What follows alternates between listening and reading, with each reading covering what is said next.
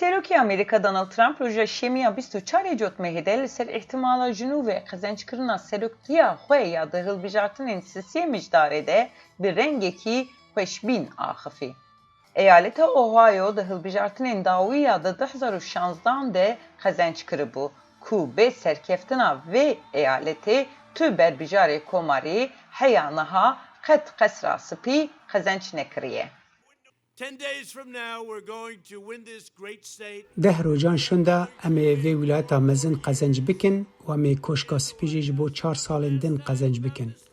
جارا داوی تی بیراوه بینن بیرا خواه که وان دگوت تنی ساله که لنزانم حیا که هون لوی ولایتا مزن یا اوهایو بسر نکوین هون نکارن به تواهی بسر بکوین. Li gor ragihandina ajansa Reutersê li Amerîka di 23 cot mehê de zêdetirî 83,000 pêketinên nû yên vîrusa korona hatiye tomarkirin.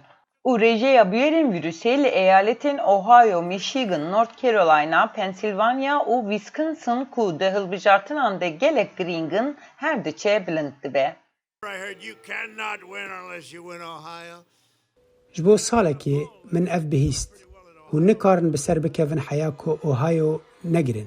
پاشه من انکیتا گدید که دگوت روشا مل اوهایو گلک باشه و پشت را ام بسر کتن جبیر نکن. وان دگوت هکه ترامپ لأوهایو جدست بده او سروکاتی جدست بده. و هنگه من نتنی اوهایو گرد ما اوهایو به 8 خالان زده تر قزنج کرد. Her wiha Trump di axaftina xwe de behsa xanima yekê ya Amerîka hevjîna xwe Melania Trump jî kir.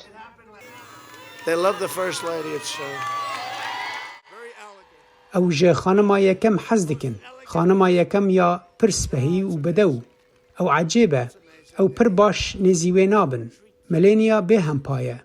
جنا هری رند او جمرووان حز دکه. Anketên raya giştî nîşan didin ku berbijarê demokrat Joe Biden di asta neteweyî de li pêşiya Trump de ye. Lê pêşvaziya li eyaletên ku wek qada şer tên zanin ev ê biryara encama hilbijartina seroktiya Amerîka bidin.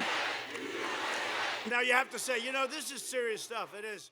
نها دوی هون بیجن هون دزانن اف تشتین جدینه او تشتین جدینه لگلو جمیتینگا ترامپ چیتر جهک هیا کمروف هرن Heya niha tu berbijarê komarî bê qezencikirina Ohio ku Trump di 2016 de bi ferqekî zêdetirî 8 puanan ji Hillary Clinton serketî bûbû, ti carî qesra spî qezenc nekiriye.